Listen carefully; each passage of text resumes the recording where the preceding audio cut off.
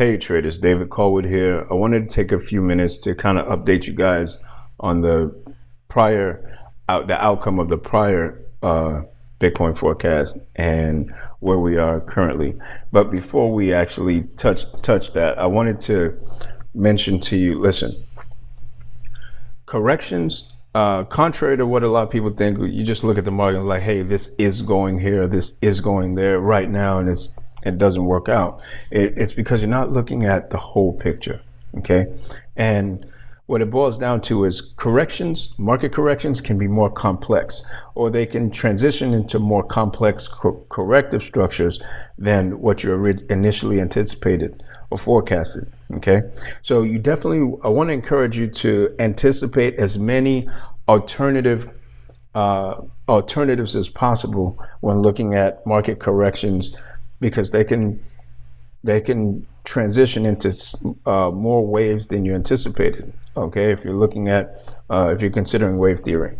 Now, keep in mind the data being analyzed and it is possible for it to be incomplete, because you initially made a forecast based on a certain market structure and it played out slightly different. It doesn't mean that you are wrong. What it means is that the information or the data on the chart that was present to you at the time provided you a certain picture of what to anticipate the market movement to be. Like, for example, as a matter of fact, this is a really good example, I think. So the last forecast, as a matter of fact, let me go down to a 1 hour chart. This is a 4 hour chart, okay? So in the last video, my last forecast that I did on Bitcoin was this. I'm really looking for this move. All right. So we got this correction and we started to get this. At the time, the market had already done this, and then I think it was like right here, somewhere around here. So based on this, I anticipated, I'm like, okay, that's something that I'm familiar with. I'm looking for a price to then shoot up to somewhere in this area, which it has. Okay, that's what we did. We got that nice chunk of a move, and then we got this crazy correction, and we're still in the corrective phase. All right. Now, that being said, we have a very similar setup getting ready to happen again. There's a conservative position and there's a more ambitious position to be that you can take. Okay, so in this situation we have this move up, 1 2 3, here's this flag, price broke out of that, and then we're ready to go. In this case we have this very similar, 1 2 3, and then price is just about ready to go. Okay, so we're looking for this move to repeat itself here. All right, now something to take into consideration. All right, the corrective structure. You see how I drew this line out from the last video? I just left it here, where we're looking for price, because ultimately I'm looking for price to come up to this 7600 area, and then potentially give us another down leg like this. Okay, that is a possibility. But guess what? I'm anticipating as many possibilities as possible. What can the market do so that way it doesn't leave me exposed, and it doesn't leave me exposed into something that I didn't take into consideration. Now, the reason why we want to anticipate as many alternatives as possible is so that we know exactly how to trade it. So in the last video, on the last forecast of several days ago, this is the move that I'm looking for. I was like, okay, we had this push up, price action came back, and then we're looking for that to go up.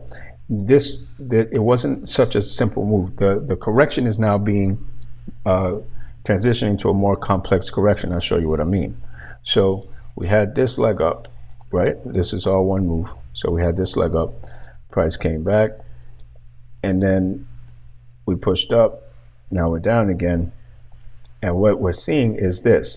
What we may end up seeing is this. We have this, and then 1 2, and price may do this, come down one more time, matching this, giving us this overall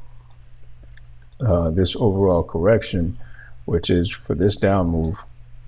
Price gives us this correction, and then we may see another down move like it again before giving us the upside. All right, that is one alternative.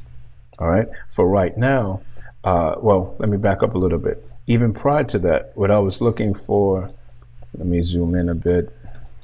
Okay, what I was looking for was based on this running flat. So we had this push down, 1, 2, 3, and I was like, okay, it is. Let's see if it gives us this down leg again here to come back, test this, and then go. Okay, hasn't done that. So I'm looking at this more like a 1, 2, 3.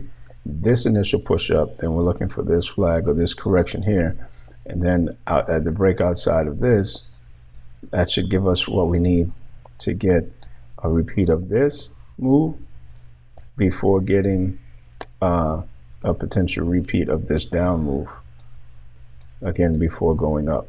All right, now on the other side of that, another alternative is this.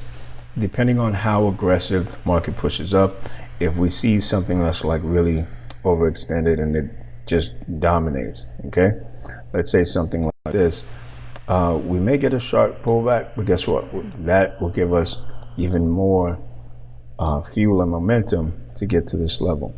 If we push up aggressive and we just start going sideways correction like that, still looking for the same thing, still looking for upside.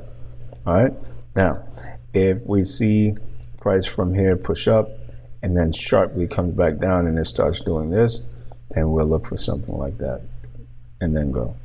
All right, something like this to repeat again, because again, this is corrective price action. That's why it's moving so slow and it didn't drop aggressive like this. This is corrective price action. That's why you don't see aggressive moves to the downside. So as it stands, we're still, and obviously still in the down corrective downtrend, but trade with caution, people. And if you have any questions, message me or comment on the post. But hopefully you like it. Thank you.